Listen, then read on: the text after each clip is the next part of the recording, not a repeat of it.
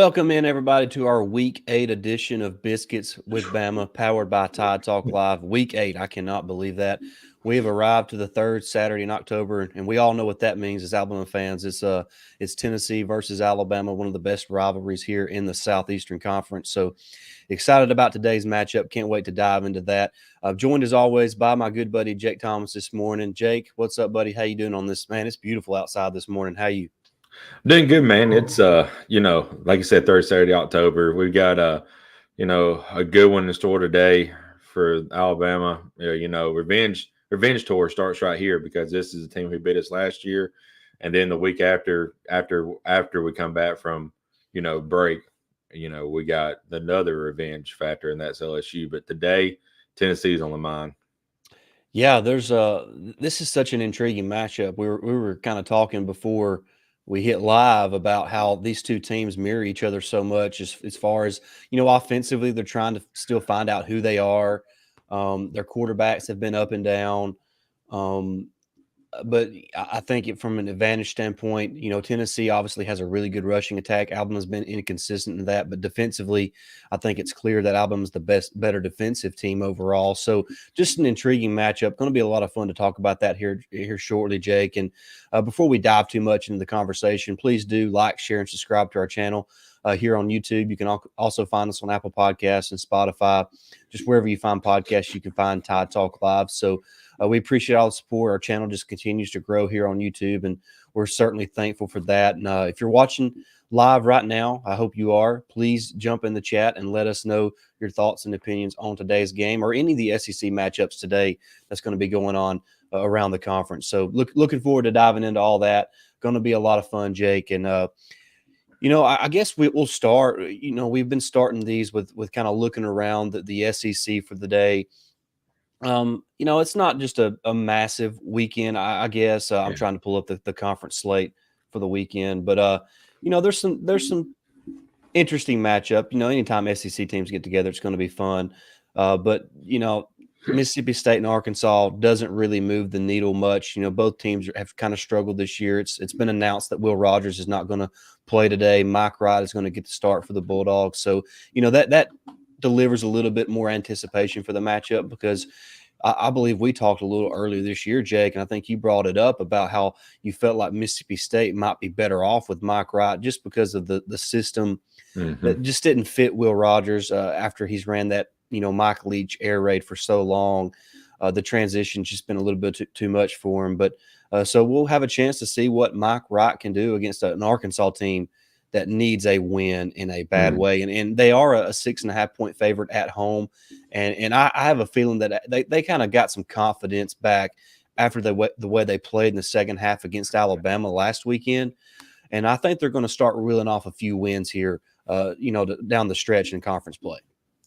Yeah, Arkansas, man, they've been in every single game, it seems like, late in the fourth quarter this year. And, they had LSU on the ropes and could not finish them off. They come back, after Alabama just had a meltdown in the second half last week. So they gave them some confidence in that game. I mean, they've been in every single game. I know their record indicates that they don't look like a good team.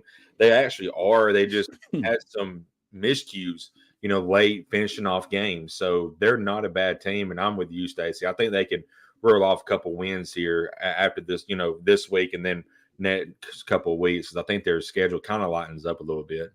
Yeah, they're definitely their schedule was front loaded. With they've already played Alabama, A&M, so Ole Miss. So they've played a lot of tough LSU. They've already played a lot of tough opponents. So you got to believe they're going to start getting some dubs here. And they better, or the Sam Pittman era may end a lot sooner than most of us really thought after the way it got started a couple years back. But moving on to South Carolina, Missouri, Jake, another interesting matchup because like Arkansas, South Carolina needs a win in a bad way, Jake. But I'm not sure they're going to be able to get that against a Missouri team that's playing really well this season. Yeah, Missouri has actually been a surprise team, I feel like, this year. They had talent, but a lot of people is like this, if Eli Drinkwitz does not do anything this season, he could be on the hot seat and could be outright fired. And my gosh, he has lit it up. This team has has been rolling. And I mean, when's the last time you can confidently say that Missouri is probably the second best team in the East right now? It's been a while. I know they took Georgia to the ropes last year. This year may be a different story. They may actually pull off the win against Georgia with Brock Bowers out. So that's going to be an interesting matchup. I think it's 2 weeks from now as well, 2 or 3. Yeah. So it's I'm excited for that Georgia Missouri matchup. And you're right about South Carolina, man. They need to win real bad, and maybe they'll get motivated by their coach, throwing a hissy fit and breaking his foot, kicking the wall after the loss last week. Yeah, I don't even want to dive into that. That's it's one thing to do that. It's another thing to admit it publicly. I know it. Yeah. Like all you got to say is I broke my foot in an Right. accident. Yeah. You ain't got to say I was acting like a kid. Right. Good Oh grief. man, I like Shane Beamer, but man, come on, you can't do something like that. Yeah, he's I used to like him, and it's not that I don't like him now, but I'm starting to kind of he ain't it, man. He ain't it. Right. He's not like his daddy, I don't think. No, he was he was a great coach at Virginia Tech.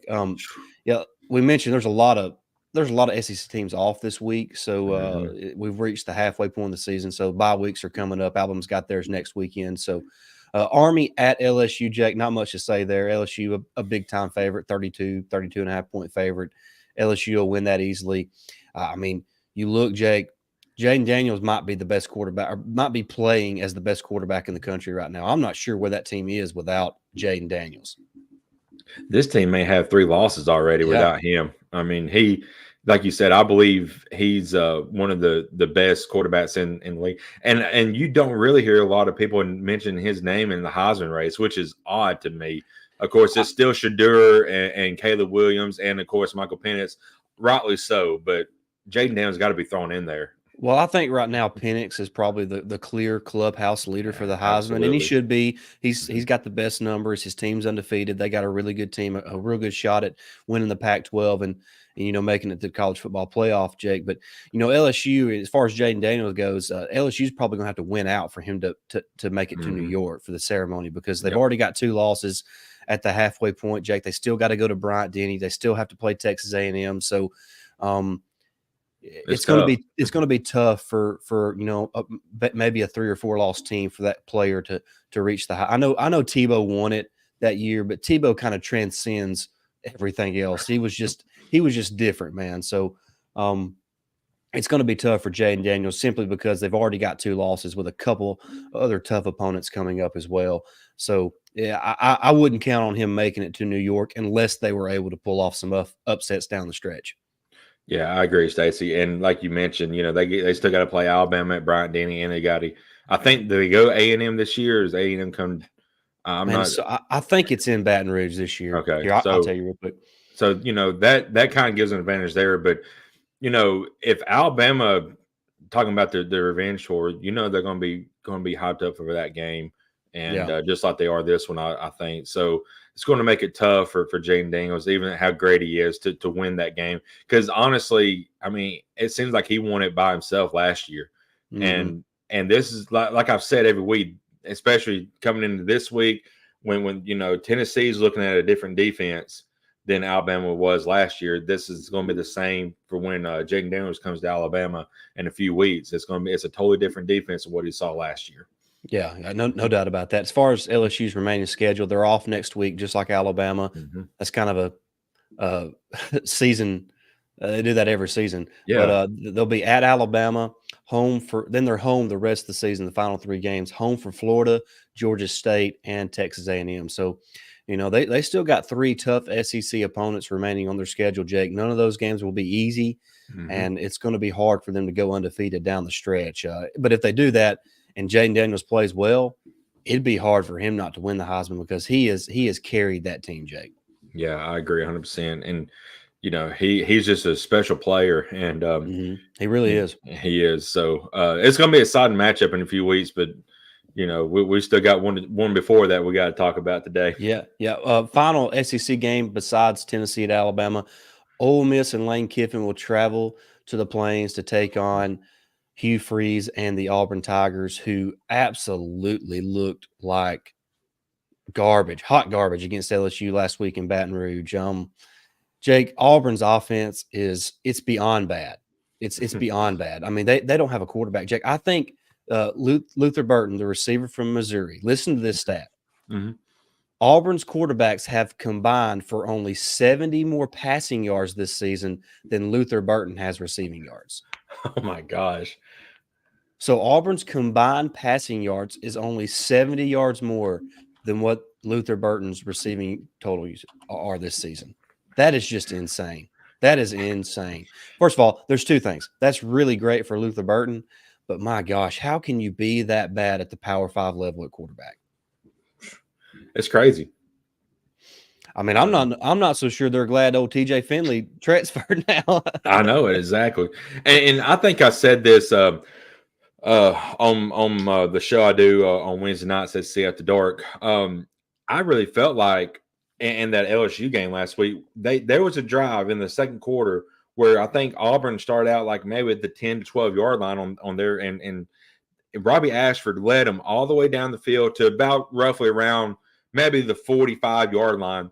And then they brought Peyton Thorne back in, and he threw 3 straight incompletions. They had a punt. I'm like, yep. So I feel like, and I've said this all year, I feel like the Auburn offense runs a little bit more fluid when Robbie Ashford's in there. So, maybe they give him some more chances today because they're going to need it, I feel like, against Ole Miss. And I know there's voodoo down there like crazy, but the way this Auburn team is playing, unless they actually do buy out their officials, I just don't see how they're going to beat anybody, even with the voodoo down there this year, because their offense is abysmal right now. Yeah, they just can't score, Jake. They from time to time they move the ball pretty well between the 20s, but they get in the red zone, and that's when the field shrinks, and you got to have a good quarterback, and they just don't. Right. I mean, and their offensive line is meh. They got a couple good runners like they always do, but they don't really have any playmakers out wide that you can depend on to make plays for you, to make the clutch play for you. So it's just points are hard to come by for Auburn right now, and they're not good enough at quarterback to beat good teams. So Ole Miss is favored by 6.5. It's one of those games, like you said, playing at Auburn, they probably will likely keep it close. Yeah. Hugh Freeze always, he's a good coach. He does a good job of getting guys ready. So they probably will keep it close. I just don't see a path for Auburn winning this game because they just can't score enough points, and you're going to have to score some to beat Ole Miss. Yeah, I agree. And that, I think, Stacey, that's what's so crazy about how bad this Auburn offense is Hugh Freeze is an offensive mind, but it just goes to show you've got to have your type of players to instill and go out there and play what you want to do scheme-wise on the field. And I mean, Auburn has just been bad recruiting the last several years. There's not really much. I'm not going to say there's any because, I mean, they are a Power 5 school. There's not much talent down there, especially wrapped around what he wants to do scheme-wise. So, yeah, no doubt. He don't have the players that he wants to execute his system right now. So it's gonna take him a while to get those guys in there. I say a while. It's different now with the portal. You can make those additions much quicker. Jake, so we kind of did our SEC wrap around or whip around, whatever you want to call it. That's an unofficial title of our segment here. But now we get to the game that everybody's here for, Jake. Tennessee at Alabama, 2:30 on CBS. Not going to be too many more CBS games for Alabama. This is the final season, so we're winding on down. I'm sure they'll pick up the LSU game.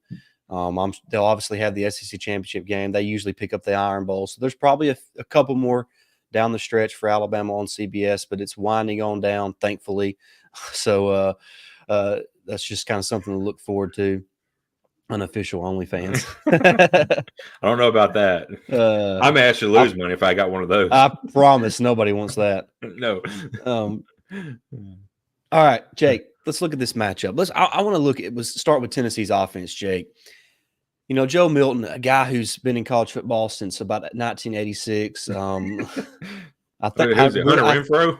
I think he's like 25 or 26 years old. No joke. I mean, he's he started several games for Michigan before transferring to Tennessee. He actually started some games for Tennessee before Hendon Hooker eventually took over that job. He started all season this year, so he's got plenty of experience. He kind of is who he is at this point. And through 6 games, he's thrown for 1,264 yards, 10 touchdowns, 4 interceptions. Eerily similar numbers to Jalen Milroe this year, who's also just played in 5 games. If you remember, he did not play against South Florida. So, but the thing about Milroe is he's not who he is yet. He's still growing and developing.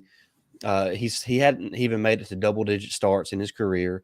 So he's still growing and maturing as a player. So Tennessee is kind of not, I don't want to say stuck between a rock and a hard place, because Milton's a fine quarterback. He's not great, but he's okay.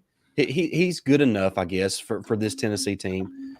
But Jake, what this Tennessee offense does is run the football, and they run it well. Jake, they got 3 backs that are more than capable. Is it Jabari Wright or Jabari Small? Jabari Smalls. Yeah, Yeah. But him and Wright, they do a great job of running the football.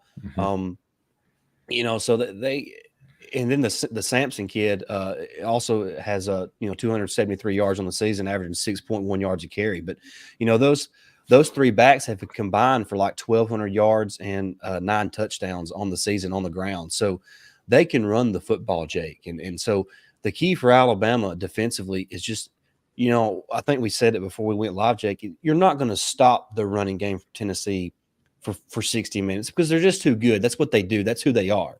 But you can slow it down enough to make Milton try to beat you. And I think if Alabama does that, they're going to be in good shape defensively in this game. Yeah, I agree, Stacey. I feel like we need to have a similar game plan as what Florida did. To beat Tennessee a few weeks ago. They pretty much shut down the run. They kept them below their seasonal average, and that's the key. Like you said, Stacey, we're not going to completely shut down that running game, but if we can keep them below the seasonal average and force Milton to beat you with his arm, I don't think he's going to do it. So he's a good quarterback. He just he's just not got it all there, and like you said, he's kind of what he is, unlike Jalen Milroe. Milroe's still growing. Milton is who he is at this point because he's been there 30-something years, it seems like. So, or in college football for 30-something years. So, anyway, so I feel like if you hold them to their seasonal average and don't let them have any explosive plays in the run game, Alabama has a shot and can win this game. Yeah, Jake, Tennessee's averaging 231 yards on the ground a game. What do you think the magic number is for Alabama defensively in this game to hold Tennessee to on the ground? I would say 175. 175 or less? Yeah, I would feel confident if they had 175 or less, but if the number I'm looking for is 150 personally, because I think if they just have 150, then at that point, Milton's probably going to have to go for 300 plus to beat Alabama. So I'm not sure he's done that this season. If he has, it wasn't against a high major team. So I'm not sure Tennessee is going to be able to generate enough offense against a defense for Alabama that's playing really well. And there's been a lot of question marks about Malachi Moore this week. I'm being told this morning that he is probably going to play. Like I'm 90% confident he's going to be playing today, and he's going to be fine against Tennessee. And that's huge for Alabama, not just in the pass defense, but also in run support, because he is such a physical player, an experienced player. He's an emotional leader for this defense. So having him back would kind of be an extra edge for this defense. So I just feel like defensively, this game sets up well for Alabama, because I'm not saying they're going to just shut down completely that Tennessee running game, but I think they're going to slow it down enough to force Milton to try to make plays. And then we know what that secondary is capable of with Kool-Aid, Arnold, Caleb Downs, Malachi Moore, etc. So I'm just confident that this defense is going to get it done for Alabama. I agree, Stacey. Before we move on, I want to go to the chat real quick. Rick wants to know if there's going to be a live watch party in the chat today. Yeah, I mean, I can create that for sure. And like you said, it says some, a lot of the other YouTube Bama channels make you pay for a chat. So that's one thing we do here. We make it free because I don't want to take advantage of you guys. We do this because of you guys. Yeah. So we're not going to make you pay to live chat during the game. So, and we'll be in there right with you. chatting as well. So yeah, if you want to make that after this show, we'll get it set up and ready to go, and then we'll have us a live chat during the game. Yeah, for sure. I will get that set up as soon as we conclude this show. And speaking of that, Jake, we'll also be live on the Bleacher Report Yep. mobile app following the game as well to kind of give our instant reaction. So hopefully you'll join us there. And if you can't join us there, we always upload that video here to our YouTube channel, so you can check that out as well. So yeah, absolutely, we'll definitely have us a live watch party chat here on the YouTube channel, so everybody can kind of interact with each other during the contest. Justin says we will hold Tennessee's running game under 100 yards. If they hold Tennessee to under 100 yards rushing, it's going to be a long day for the Vols. If they hold them to under 100 yards, I don't think they score one touchdown in the game. That's tough. Hey, let's kind of do I don't know what we can call it. Alabama's averaging, let me get back to it, just 148 yards rushing on the season, which is 72nd in the country. Tennessee's 6th in the country at 231. So we're saying Tennessee. We'll just say Tennessee has no more than 150, just for the purposes of this. Does Alabama have more than 150 rushing yards? That's a good point. Skip right there says we better run for 150 or better. So hopefully we do. I feel like we've got to get this rushing game going. We've seen flashes of how it can be, but it's just not consistent enough. And the way Tennessee's defense is, like I said, they got a really good defense. We need to attack them early on and just force our dominance on them. And play angry because of the loss last year. Stacey, I don't know if you heard this stat as well. It was during one of the games. Might have been the Arkansas game or the Ole Miss game, but anytime Jace McClellan gets at least 50 yards rushing, Alabama is 15-0 in those games. You're kidding. Yeah. So if Jace McClellan gets 50 yards, we win automatically. So make sure he at least gets 50 yards today. And you look at this Tennessee defense, and obviously they got some good pass rushers. That Pierce kid's a really good pass rusher, but here's the thing, Jake. He has I think it's 9 tackles for loss on the season and 6 sacks, but he only has 13 tackles overall. Wow. That's wild. So what that tells me, Jake, is he is a one-trick pony. Now, that trick's pretty daggum good. It is. But to me, when he's on the field, you run right at him. Yeah. You run right at him. That's what opponents started doing against Jadeveon Clowney several years ago as a freshman, as a sophomore. Now, he got better against the run, the more mature he got. But, Jake, early on in his career, if teams would just run at him, like who was it mentioned in the chat, William, it's going to wear that defensive front out, and especially guys like Pierce who is just a one-trick pony and is not a physical enough quite yet. Now, he's a great player, and he's going to be a great player. He's just a sophomore. But right now, he's a one-trick pony, and Alabama needs to run right at him every time he's on the field. Get behind Booker or Latham or Jaden Roberts or anybody and lean on him. And speaking of the running game, Jake, I don't know. I'm not going to bank on it happening, but they have got to let Milroe run. Yeah. They've got to. Mm-hmm. I agree. Webb says more sacks, Bama or Tennessee. I'm going to call that a push. I think both teams have 3 sacks in the game. I was going to say 4, so yeah, we're right close. I would say a minimum of 3. Each team will get sacked a minimum of 3 times.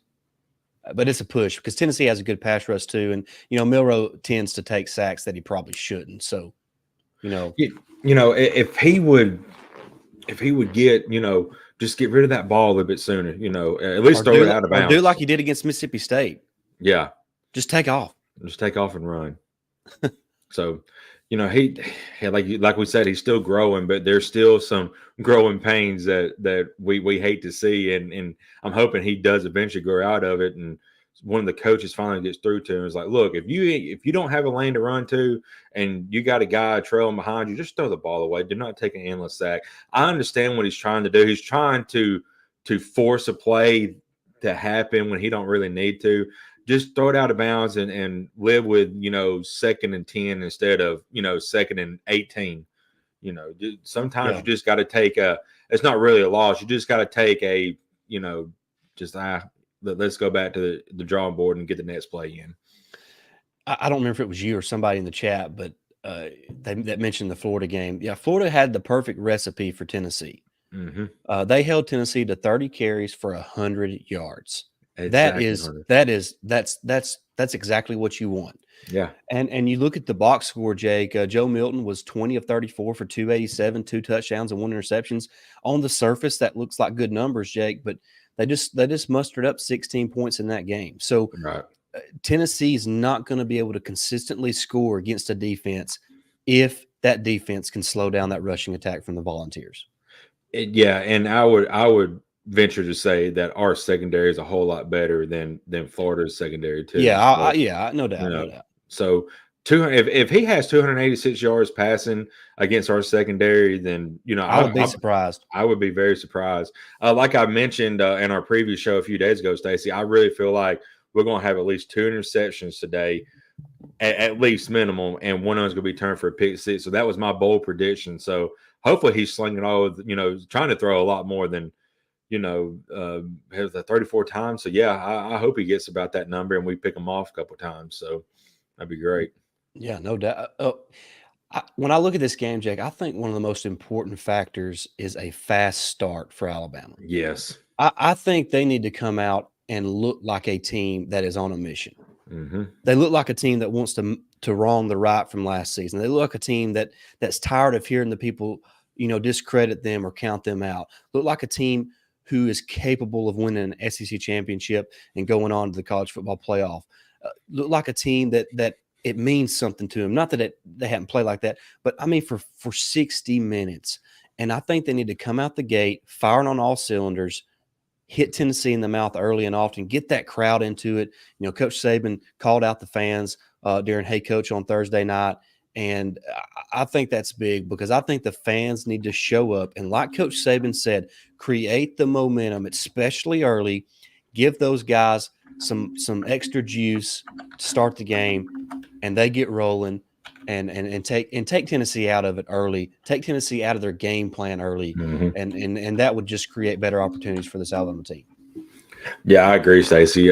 Webb says, "Do you believe Milroe was hurt?" Wasn't that like a rumor that come out the week of the A&M game? There's trying Yeah, to but I'm going to say this: I've been told that there was no truth to that. Yeah, so it looks like he's timid back there, like he doesn't want to run. I mean, I think he's being coached to throw the football. Yeah. I think he's being coached to throw the football. And because the coaches know he can run. Right. So they're trying to develop every other aspect of his game. And if they feel like they can win the game without having to use his feet, then that's what they're going to do. That's just my opinion. I don't know that. When I watch him play, he's sitting back there like, man, I want to run, but I got to stay back here and make a throw. Yeah. And so that's what it looks like to me. I don't think it's injury related. I think he's being coached right now to throw the football, or and he needs to throw it away because Coach Saban's even mentioned that. But I just feel like he's being coached that way right now. I agree. And Rick said, if we win, turn Dollywood into Miss Terry Wood. I love it. That's a good one. That is.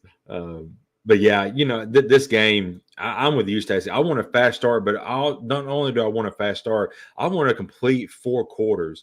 It seems like Alabama either has a slow start, then gets it going in the second half, or kind of like last week, we had a great first half and just went abysmal in the second half. I want a complete 4 quarters, because if we put a complete 4 quarters together, then I don't think anybody's going to beat us in the country, because I mean, we have the talent. We've got the coaching. We just have got to put it together for 4 quarters and get some kind of spark going with the team. And it's like, okay, we are the team to beat in college football, and we've got to go out there and prove it. And today's a great day to do that. Yep. And I think it's all about that start fast and finish strong. That's, to me, that's if I'm Nick Saban, and, after you coach somewhere for nearly 20 years, you've got to run out of pregame speeches. Like, I don't know how coaches come up with stuff every week, but my message to the team today I need you to start fast and finish strong. Yep. I agree 100%. Love it. because that fast start sets the tone early. Yeah, set the tone. Mhm. Set the tone for the game. Yep. You go out there and smack Tennessee in the mouth, the first series, and pretty much tell them that you're not coming in here and bullying us in our backyard today. So I feel like that's what we need to do. Go punch them in the mouth first and get them on their heels instead of you being on your heels for the second half. No doubt. All right, I just asked the chat, Jake, and now I'm going to ask you. Give us an X factor, multiple X factors, offensive, defensively, whoever you want, however many you want. Who do you think could be the X factor for Alabama today? X factor on offense, I'm going with a guy who I feel like needs to be contributing more. I don't know why we hadn't seen him. That's Justice Haynes. We have seen flash after flash after flash of what he brings to the table. I mean, I think he's averaging, in those small time he's gotten, like at least 5 or 6 yards a carry. I don't know why he's not getting on the field more. I understand that Jace and Roydell and Jim Miller are in front of him, but you got to mix it up a little bit as well. Everybody knows how Jace runs because he's been in the program for a while. Roydell, same way. Jam is starting to figure his way, get a little bit more touches. He's looking really good. Now you bring in something extra, some like Justice Haynes, who has fresh legs because he has not been used as much. And that could be beneficial third and fourth quarter if you bring him in after the half and start wearing them down slowly, and running the ball. You set the tone and keep their defense on the field, and they're going to get worn out pretty quick. And then that's when you attack, late in the third and the fourth quarter against Tennessee and other teams going forward. Oh, that's a good one. I like that pick, Rick and Bonnie. X factor is the crowd. William Simpson says Amari I Black love is that the one. X factor. That's a good one as well. Such a mismatch nightmare Black is. We need to get him the ball more. Yeah, no doubt. And the running game, Jake, to me, I'll just because I'm kind of on board with you. The running game to me is the X factor in general. Whether it's Jace, Roydell, Jam, or Justice, Jalen Milroe, whoever it is, the running game has to be impactful in this game. It has to be felt. Their presence has to be felt in this game to give Alabama the best opportunity to be successful against Tennessee, because I think this game comes down to ball control. I think it comes down to slowing down Tennessee's run and just being able to run the football at will, especially late in this contest, will be huge for the winning team in general. I mean, whoever's running the ball well at the end of the game is likely the winner of the contest. Yeah, I agree, Stacey. It's I feel like the running game needs to get going today for us to open up the play action pass, which we want to do, because the play action pass has given us some very great gems this year with a perfect throw and wide receivers just getting wide open on them. So you got to make them respect your run game. That opens up the passing game. Yeah, and if you get the play action game going off of a good running game with Jalen Milroe and those receivers down the field, I mean, it's lights out. I mean, it's because Milroe's going to hit him. I mean, he just about does every time. It's crazy. Right. Roll Tide, Brock. Good to have you in the chat this morning. Thanks for joining us. Skip says Milroe running is key. Ricky Smith says who will be on the left tackle side. Well, since Coach Saban mentioned Caden Proctor specifically on Thursday night on Hey Coach, I imagine he's going to be the starter. I imagine if Proctor isn't playing up to par, they'll probably rotate him and Elijah Pritchett. But I will say this: Proctor started the game last week, kind of come out in the middle of it, and then Proctor come back in and finish the game in the second half. So I feel like the coaching staff just feels more comfortable right now with Proctor. Yeah, I agree with that, Stacey. And right now, it really don't matter who we put at left tackle. Both of them's kind of struggled, so we just need somebody to get some confidence built there.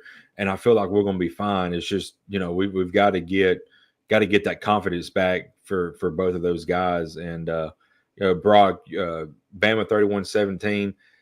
I feel like if whatever team scores 30-something points today is going to have a clear victory.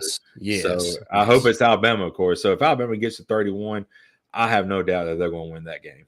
I'm not sure that if whoever gets 24 or more, 24 might be the magic number in this game, just because it's unless one of the quarterbacks just shows out. Right. 24 to me is the magic number. And we're Mhm. fixing to get in our score predictions now, Jake, and kind of players of the game. We kind of gave X factors, which are almost like players of the game, but Yeah. not specifically that. Justin says, "I believe in this team and believe our Yes. left tackle will get it right." I do too. I believe in Alabama. They got too much talent not to be good. JP said 42-14. I love it. Ooh, I love that. Yeah. Good to have you, JP. Justin says 31-10 Bama. Yeah, let those score predictions roll. Yeah. If you want to, give us your MVP of the day.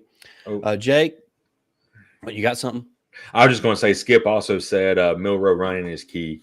So I Yeah. guess that would be his X factor, would be Milrow trying to get some, either design runs or screaming out of the pocket today. So, Yeah, Brock has a question. Do you think Kevin Steele is going to bring the pressure on Joe Milton? I think we're going to play real aggressive on defense today. yeah. We might see a spy since he can scramble out of the pocket a couple of times. So, We do spies a little bit. Alabama doesn't run yeah, a lot of spy. I know. It's just every once in a while. Yeah, every once in a while. They're one of the few teams that don't do that a ton against athletic quarterbacks. Well, the thing about it is, I feel like we don't really have to, because when our guys get to the quarterback, except that weird situation last week when Terry and Arnold got slung around like a rag doll off of. Well, I mean, my gosh, the play should have been blown dead 10 seconds before he got away. I know exactly. So, other than a situation like that, when our guys get to the quarterback, they usually bring him down. So we don't really have to play a spy because we blitz so much. Yeah, all right. So let's get into our score predictions, Jake. Drop your score predictions in the chat, please. We look forward to hearing those. Who you got, Jake, and who's the MVP of the day? I'm going. I think I said in our preview show 30. I think it was like 31-17 or 31-20, something like that. I do believe Alabama covers the spread and they win this game. I mean, it's going to be loud down there. I know Saban called out the fans, so you've got a job to do tonight or this afternoon. I mean, like he said, they run a play every 2.7 seconds or something like that. That is insane time.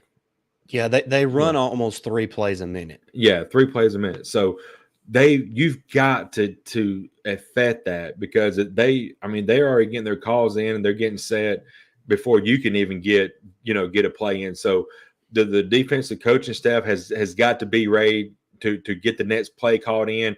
This is a situation where you need to have 3 or 4 plays called in a row to be ready. As soon as you get the guy down, you get up, you get the play call in, you get everybody set and go, because that's how fast they run it. And I feel like if the crowd is loud enough, they can affect that today and slow them down a little bit. So I'm taking 31-17, 31-20, something like that. I do feel like Alabama does cover the spread. And then my MVP offensively, I really want to see a guy get some more touches today. I said Justice Haynes have been X factor, but I really feel like Jermaine Burton is going to get some. He's going to get some more looks today. He only had 3 looks last week, and that's kind of odd, because I feel like he was starting to establish himself as a playmaker and the number 1 wide receiver. So I feel like Jermaine Burton. I know a lot of people don't like his trash talk, but at least there's some, somebody that's chirping, and I really like that he's, even though he's running that mouth, at least his play is also kind of backing it up at least. So That's true.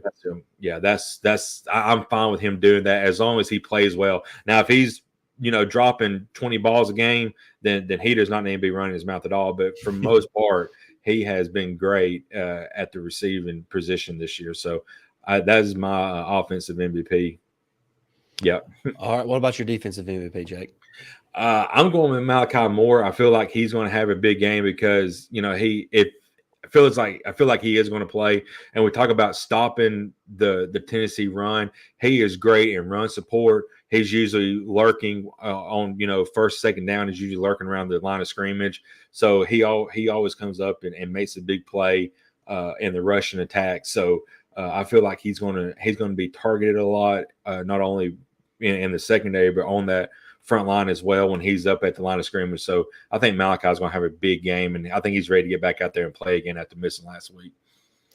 Love those selections, Jake. All Mhm, right, Jake, I'm going 28-17 Alabama, and mhm. I'll be honest with you, I'm not confident in that score because I'm not sure Alabama doesn't win by more. Right. So, but that's the score prediction I'm going with because that's what I said earlier this week. So I'm going to Mhm. stick with that. Offensively, Jake, I'm going to go with Milroe as the MVP. I think you're going to see a game where he goes for 200 through the air, a minimum of 200 through the air, and a minimum of 75 on the ground. I Love think it. he has one of those games where they finally use his legs or tell him to use his legs, and he gets the ground game going, and it opens up everything else to the offense. So I think Milroe has a big game, maybe 300 yards of total offense and 3 touchdowns. So a big time game for Milroe coming up to this afternoon. Defensively, Jake, I'm going to go with Chris Braswell. Uh, Yeah. the defensive front is going to be critical in this game. I think Braswell's ability to set the edge defensively, force everything back in the middle against guys like Tim Keenum, Jaheim Otis, Justin Aboybe, those inside linebackers like Trez and Deontay Lawson. I think Chris Braswell is going to do a great job of setting the edge in the run game. And with all the focus on Dallas Turner on pass situation, may get some one-on-one matchups where he can get him a sack or two in this matchup against Tennessee. So I'm going to go with Braswell as my defensive MVP, Milroe as my offensive MVP, and Alabama wins this game 28-17. And I'm not sure it's that close. Yeah, Stacey, that's great picks. I like Ricky's defensive MP as well. The front line. I can't say enough about this defensive front because a lot of people, including ourselves, have trashed them for several years now about how they're not playing up to their talent level. This year, it's been absolutely amazing. The 360 spin, around that they've had, that they are just killing it. Tim Keenan's been amazing. Tim Smith, the guy who we called out, feel like he needed to start playing up to his standard. He's playing it and beyond his standard right now.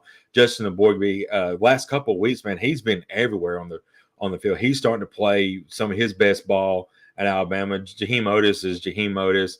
And Jamarian Latham has come in and had a couple of Mm-hmm. sacks in the last couple of weeks. And Payne has been really, when he's had his time, he's been played really well as well. So, I mean, the talent and the depth is starting to get there on that defensive line that you can start mismatching and moving players in and out to keep them fresh. So that is huge moving forward, especially late in the season. If you can keep fresh legs on that defensive line and still have the attack and still get to the quarterback like they have, that's going to be huge moving forward.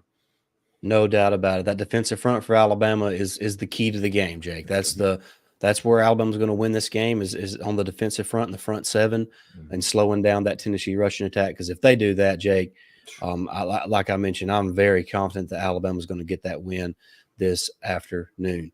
Mm-hmm. Yeah, I agree, Ricky. Hey, looking backwards, but we need a full 60 minutes of football. No doubt about it. I think, like I mentioned, it's about starting strong or starting fast and finishing strong for Alabama. Mm-hmm. That is a critical factor for today for the Tide. Absolutely. And Brock says Jamaria Latham is a beast. I like her D line. Absolutely. You Yeah, the know, depth is so good, so it good. is. And James Smith, I feel like when he's come on, he's played Yeah, really well. So, the depth's getting there, man. And it's just talking about keeping those legs fresh. It really helps. yeah. Tristan says I need the crowd, the defense, and O line to set the tone from the Mm-hmm. jump. No doubt. You're right, Tristan. I don't know if you just joined us, but about 5 or 10 minutes ago, that's what I said. The critical factor of the game was starting the game off the right way. That Mm-hmm. that that means the crowd, the players on the field, offense, defense, special teams. It's about coming out and setting the tone. Mm-hmm. Set the tone. Get Tennessee out of their comfort zone early in the game. Put the game in Joel Milton's hands and let that secondary feast on Tennessee. Yeah, and going off of that, Stacey, I also mentioned after your comment about that is how we need to put Tennessee on their heels, not us on our Mm-hmm. heels. Mm-hmm. So that is going to be key. They put us on our heels early on last season, and we slowly crawled back and got into the game, and then we just had we had some unfortunate. Man, everybody knows what happened at the end of the game, but this year it's a different team, different defense. We don't have a star, quarterback. We have a good quarterback and a guy that I feel like can lead us to the win. But it's going to take a team effort today. Mm-hmm. We don't have a guy like a Bryce Young and say, "Hey, we need to go out there and make a play. We need the whole team playing at their best to win this game today, and I feel like we're going to do it. No doubt about it. All right, guys. Hey, that's going to wrap up Biscuits with Bama for this Week 8 edition. Tennessee at Alabama kicking off at 2:30 p.m. Central Time on CBS. Like we said, we will have a live stream going throughout the broadcast of the game for a watch party. So jump in the chat there this afternoon at 2:30 when the game kicks off and interact with all the Bama fans there. So looking forward to that interaction as well. And then we will obviously be on the Bleacher Report app following the game for our instant reaction. So if you can't join us there, though, that's fine. We will upload the video here on the YouTube channel afterwards. So, guys, thank you so much for watching. It's always fun to do this on Saturday morning. I'm glad we started this tradition this season. Look forward to continuing it, not only this season, but for many seasons to come. And like we mentioned earlier, none of this is possible without you guys. So thank you so much. We're the support that we receive it's indescribable. We cannot thank you guys enough for everything that you have kind of helped us accomplish here on the channel. So thank you. It's all because of you, and we really appreciate your support. Yeah, thank you guys. We really mean that from the bottom of our hearts. We've come a long way from when we started. I think this is our 6th year, Stacey, of doing this. So thank you all for the support and the continued support. And I don't think our talking is going to get any better, but we're going to do our best and try to improve this. To make it more enjoyable for you fans. And then kind of like Ricky said today, having to give us ideas like that. We love to hear ideas of how you want us to move forward and help us grow as well. Because we want your feedback, because that's what we feed off of is your feedback, questions or opinions. I don't care. Like I said, my speaking is not going to get any better, so you might as well just throw that out the window. But if you got an idea for us moving forward, please share it. We'd love to hear it. No doubt about it. Thank you guys so much. That's going to wrap it up. Look forward to the game this afternoon. Going to be a lot of fun. Third Saturday in October is one of my favorite games every season. No doubt about it. Yep. But guys, thank you so much for watching. We'll be back real soon. Until next time, everybody, roll Tide. Roll Tide.